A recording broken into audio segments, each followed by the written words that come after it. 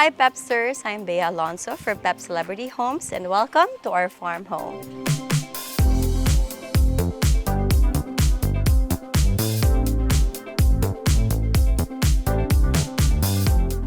Share something unforgettable about this area of your farm. This one, I remember we celebrated Christmas here in 2020. 2020 or 2021? So there was like a big celebration here. Like all my relatives were here, even sila Kuya Bayani. And then si Santi pa lang yung baby sa farm na wala pa si Luca, my nephews. And then we had such a great time, may s'mores, and then DIY lang lahat because it was the pandemic. And so I think it made it more special for all of us. How much does it cost to maintain a farm this big? How much does it cost? I would say a lot. That's why I have to keep working. But as long as you have a sustainable farm, I guess it's all good.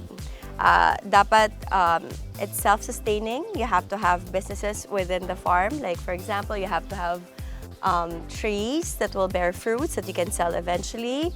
Also, kailangan din ng livestock so it can help you maintain the farm.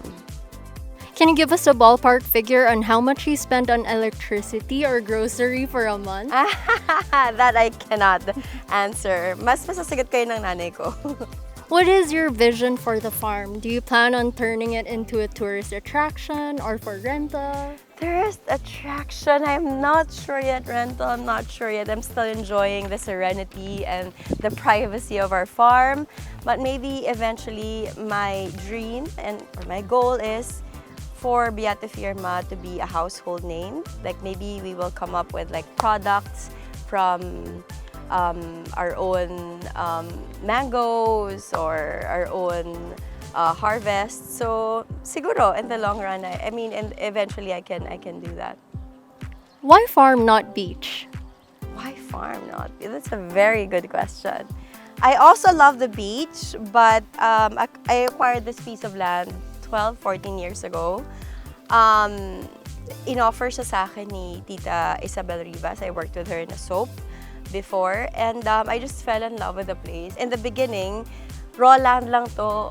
Galing siya ng isang wildfire, and then there was just one tree that actually was able to withstand all yung chaos and yung wildfire, and it reminded me of myself, how I can survive everything. And so, yeah, I fell in love with this piece of land, and we turned it into something beautiful.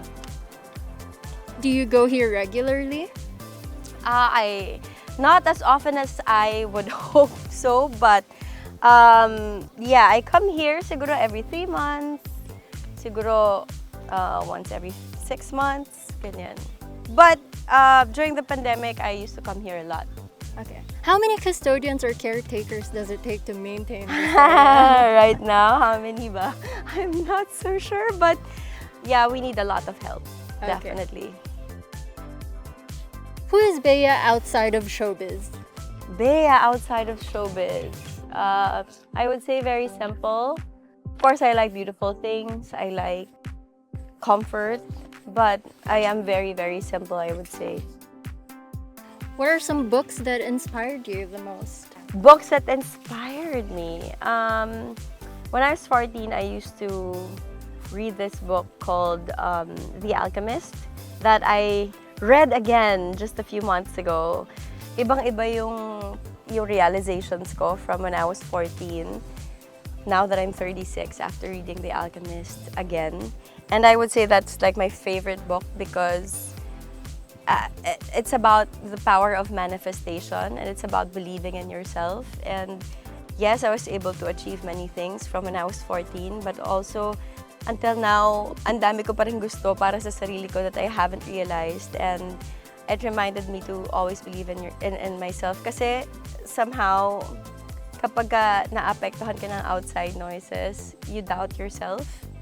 And it's very important to always believe in yourself and have faith in yourself because that's the only way that you can go places. This or that? Are you a city person or a probinsya person?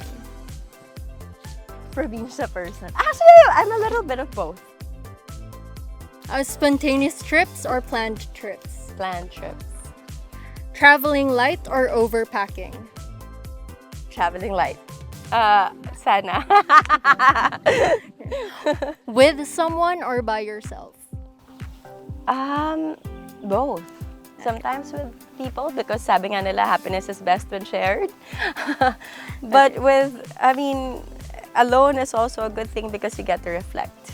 Now, congratulations on Bash Manila, by the way.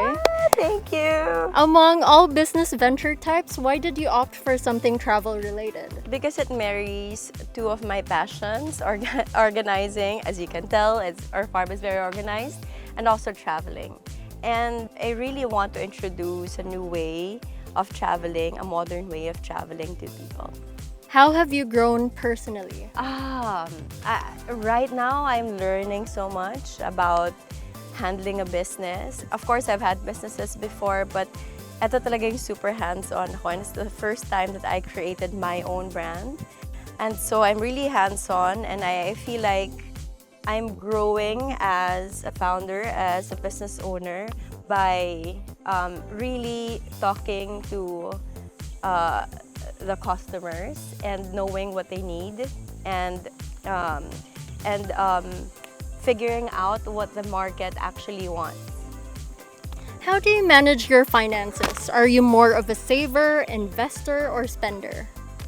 I think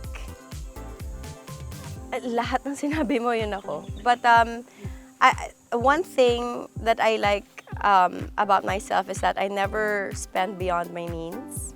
Yes, I treat myself once in a while, but I make sure that I never live beyond my means. And also, I like investing. I like I also like investing in businesses that have potential. And real estate for me is the best investment that you can ever make. Aside from properties, what was your most expensive purchase?